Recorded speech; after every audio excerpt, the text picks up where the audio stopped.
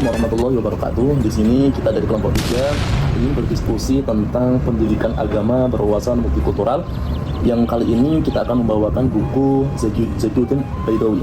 Di sini saya terdiri dari 3 orang. Saya sendiri bernama Muhammad Lukman Hakim, NIM 231040101133. Dan sebelah saya Zubi Afiat dengan NIM terakhir 106.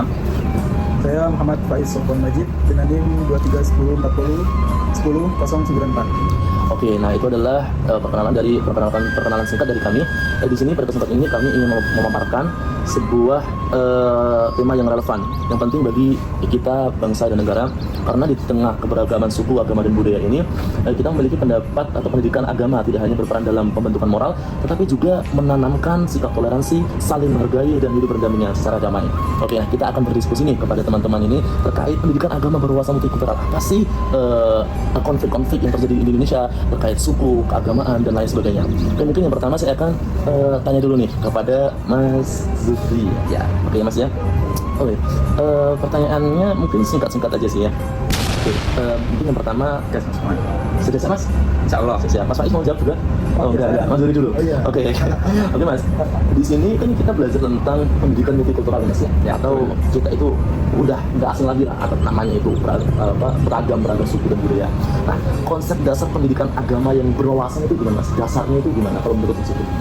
Nah, menurut saya Mas, jadi kita akan mempelajari pendidikan agama berwawasan multikultural dari buku beliau Bapak Baidawi. Nah, di sana beliau menerangkan bahwa multikultural sebagai alternatif dialogis yang menekankan kesadaran hidup dalam beragama, yang menekankan bahwa pendidikan agama harus menghindari pendekatan eksklusif yang hanya mengajarkan agama sendiri sebagai satu-satunya jalan kebenaran, dan menggantinya dengan pendekatan inklusif. Jadi harus menerima sesama, apapun itu pendapat, opini dan lain sebagainya. Perbedaan itu harus diterima dari kita, ya, bukan tentang agama, budaya, namun juga etnis. Ya betul sekali Mas.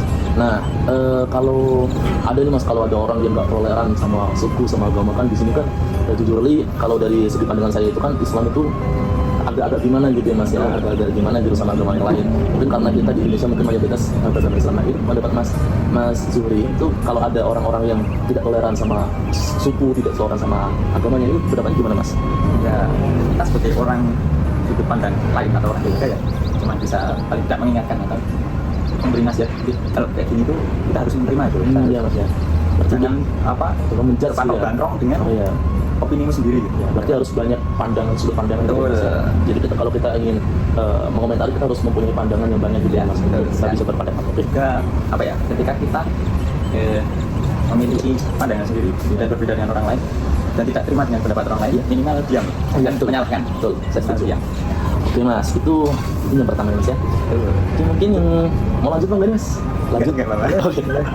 Oke, yang kedua ini, ini ya tentang relevansi Mas. Ya, apa sih Mas relevansi paradigma multikultural dalam pendidikan agama Islam terhadap kerukunan dan harmonisasi di masyarakat Indonesia ini seperti apa? Nah, di sini beliau Bapak Zainuddin Baidawi sedang menerangkan paradigma multikultural, menawarkan model pendidikan yang mampu memitigasi segregasi sosial dan konflik sektarian dengan menanamkan nilai-nilai harmoni dan penghargaan atas keberagaman agama, etnis, dan budaya. Model ini sangat relevan di Indonesia yang bersifat plural. Di Indonesia sendiri kan banyak macam, entah etnis, bahasa, budaya, dan agama. Agama enggak ada cuma ada 5. Oh, ya kan Agama pun banyak aliran-aliran. Ya, itu bahkan di satu agama pun bisa berbeda pandangan, bisa berbeda aliran.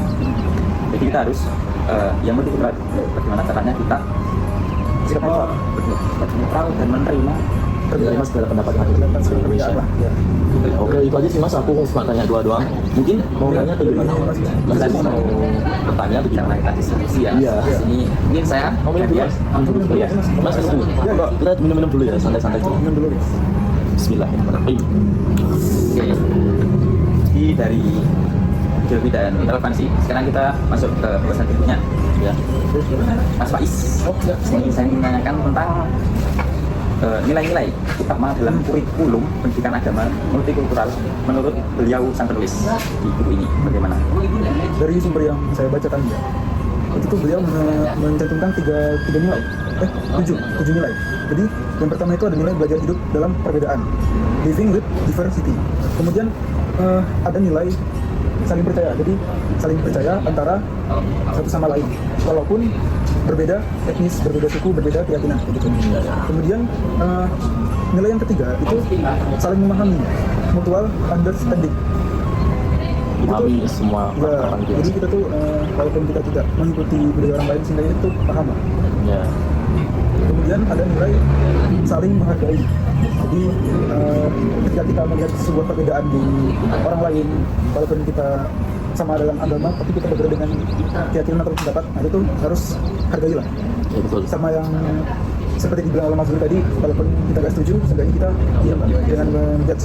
Kemudian yang kelima adalah terbuka dalam berpikir. Jadi kita itu sebagai apa ya, Islam yang multikultural, apalagi kita sebagai mahasiswa kan, kita tuh tidak boleh berpikir yang apa ya, misalnya kita punya pendapat, punya opini, punya argumen, kita tidak boleh diam saja, apalagi dalam menanggapi hal-hal yang negatif. Seperti tadi orang-orang yang suka mencela perbedaan pendapat orang lain. Nah itu. Kemudian ya sebenarnya kita kan terbuka dalam berpikir, kita harus mengingatkan lah, menegur lah sebenarnya kan. Kemudian yang keenam itu apresiasi dan interdependensi.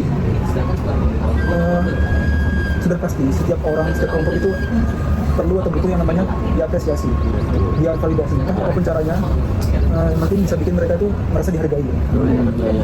Kemudian nilai yang terakhir itu ada resolusi konflik dan rekonsiliasi, resolusi damai, konflik resolution dan non-violent reconciliation. Jadi resolusi konflik itu apa ya? Saya kurang tahu. Mungkin dari Mas Lukman atau Mas Zuri. Resolusi konflik, Mas. Resolusi konflik. Resolusi konflik itu kayak itu nggak sih, Mas? Jadi kayak ada konflik tapi tidak bisa diselesaikan. Oh, Iya. iya. Setahu saya sih itu. Oke. Iya. Mungkin itu saja sih 7 nilai tadi. Itu gimana itu? Oh, gimana, Mas? Dapatnya sangat Relevan ya. Relevan. Sangat terperinci relate lah, sangat relate. adalah terhadap kehidupan kita. Iya. Ya. Kalian itu pasti menemukan. Ya, apalagi ini tentang agama ya, sesuatu yang sensitif, Betul. sesuatu yang wah dikit-dikit salahkan gitu ya. Apalagi di sini di Jogja kan. Ya di semua tempat saya, Mas. Ya, di mana-mana sih, Mas. Iya, di semua tempat kalau udah menyinggung agama itu udah Sensitif. merasa paling bener, merasa paling ya. Oke, gimana tadi Mas Zuri udah pertanyaan tuh baru satu nih? Baru satu ya? Kurang satu. Ya, Oke, satu lagi nih. Oke. Boleh. Oh, masih 5 menit ya. Masih 5 menit, siap. Aman. Aman. Selanjutnya ini masih poin-poin juga ini, Mas. Oh iya, apa tuh? Diterangkan lagi komponen penting dalam implementasi pendidikan agama multikultural buku ini. Gimana tuh? Jadi untuk mewujudkan apa ya, model-model tadi itu secara efektif itu perlu adanya 5 komponen. Yang pertama itu ada pendidik dan peserta didik. Jadi sama seperti halnya dalam pelajaran lain ataupun dalam sesuatu yang bertema pendidikan, itu pasti ada pendidik dan peserta didik. Kemudian yang kedua ada sumber atau materi pembelajaran. Jadi tidak apa ya, semua pembelajaran itu, semua yang kita bahas itu pasti ada sumbernya.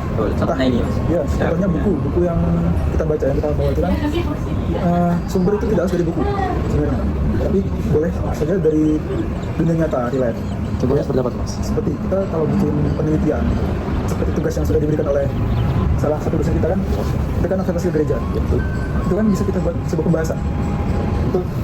Itu bisa jadi sebuah penelitian yang ilmiah, karena setiap tempat ibadah pasti mereka melakukan suatu budaya yang dimana itu sudah dipelajari oleh pendahulu mereka gitu.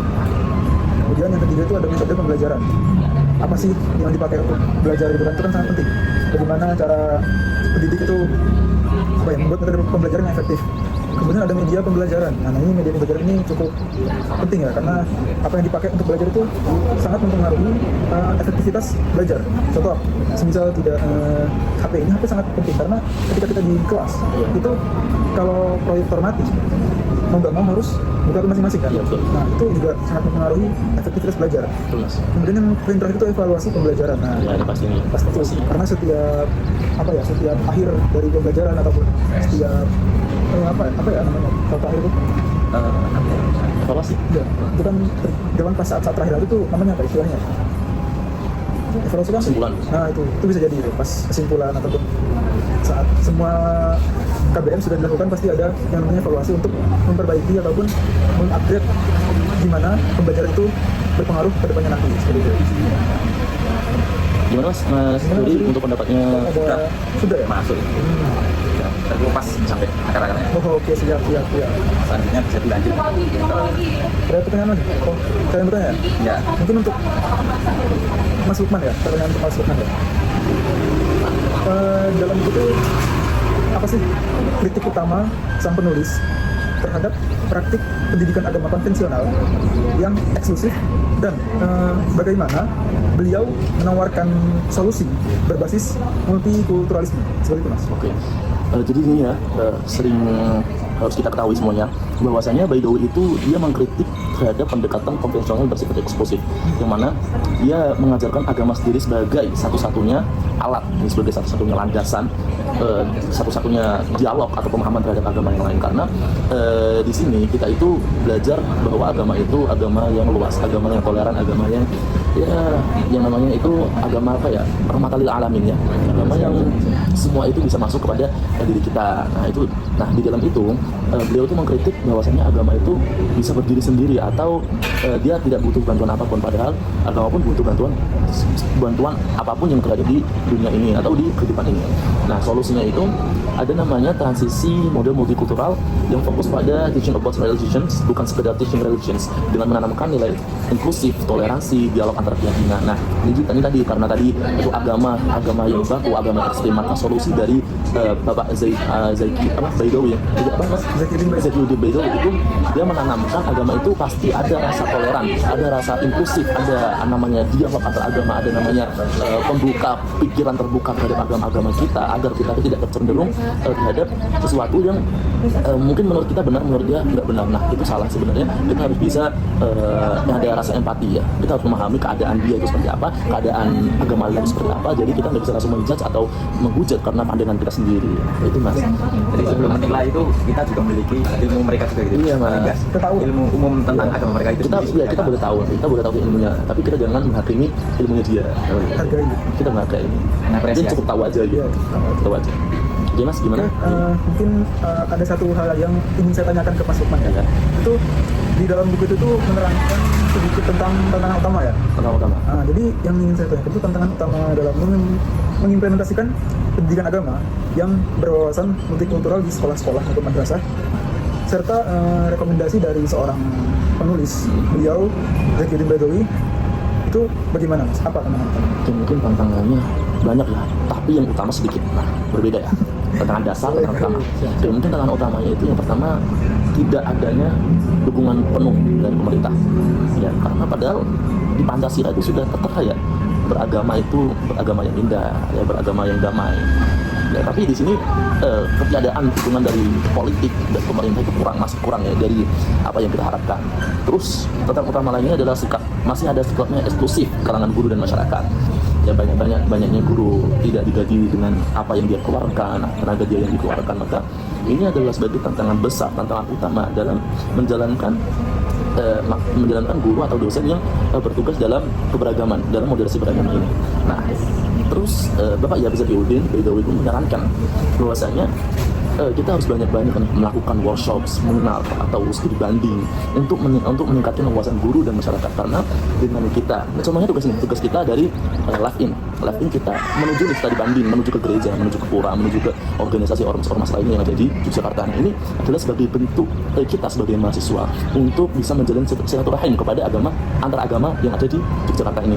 Nah terus rekomendasi solusi dari pemerintah pun harus menunjukkan komitmen dan aksi yang memasukkan muatan multikultural dalam kurikulum mulai dari TK dan perguruan tinggi. Nah maksudnya ini kita sebagai mahasiswa atau kita nanti calon dosen, calon guru ya Mas ya. Amin. Dan kita ya harus harus menanamkan anak-anak kita Mas. Menanamkan anak-anak kita terkait keagamaan itu seperti apa. Agar di hati anak-anak kita itu tidak ada namanya yang intoleran, menyalahkan gitu kan. Kadang media sosial itu banyak sekali Mas ya, yang kayak gini, yang buru-buru itu. Nah dengan adanya tingkat TK, SD, SMP, SMA itu kita bisa mewadai anak-anak kita untuk menjadi orang yang toleran, orang yang baik sama tetangga, baik sama orang tua, baik sama agama. Nah dengan ini ketika kita sudah ditanamkan dari kecil, maka kita akan terbiasa dunia luar itu seperti apa dengan keberagaman yang berbeda-beda. Nah itu sih Mas, mungkin solusi dari Bapak Zainuddin Baidawi. Mungkin itu aja yang ingin saya tanyakan tadi. Oh ya, itu ya. Apakah ada yang didengerin ya Mas nih? Kayaknya nih pada bingung nih atau enggak nih? bingung nggak? Enggak sih kayaknya. Enggak ya? Enggak kayaknya. Enggak kayaknya. Cukup relevan ya? Cukup relevan. Oke. Karena di Relevan, kan ya. pakai terus. Ya betul. Soalnya kalau udah nyinggung agama itu dari kecil sampai mati itu digunakan. Benar pasti. Digunakan. Oke, gimana Mas? Sudah cukup? Cukup ya? Hasilnya cukup ya? Oke, kemudian kita diskusi kita cukup sih untuk tanya jawab, terus kita berbagi pikiran, tukeran, berbagi pikiran, tukar pikir ya. Gimana Mas? Mau ditutup langsung? Boleh? Boleh, tutup langsung aja. Oke ya, terima kasih kepada guru pengampu sudah apa ya? Mengasih tugas. Ngasih tugas tentang diskusi ini, terus kita juga banyak sekali ilmu dari guru. Terima kasih banget kepada Prof Marumah. Untuk semester 4 terima kasih banget ya. Ya, untuk semester 4 terima kasih banget Prof udah membimbing kita, udah menemani kita dari semester 4 awal sampai hingga akhir tugas ini. Alhamdulillah. Ya mungkin itu dulu yang cukup ya Prof dari kelompok kita, kelompok 3 yang beranggota saya Lukman, ada Mas Zuri, ada Mas Faiz. Ingin menutup presentasi diskusi kali ini. Oke. Betul itu. Langsung saja. Oke, sekian dari kelompok kita, diskusi kita. Apabila ada kesalahan atau kekurangan mohon dimaklumi karena segala sempurna itu dari Allah. Ya, oke, sekian dari kami. Wassalamualaikum warahmatullahi wabarakatuh. Oke.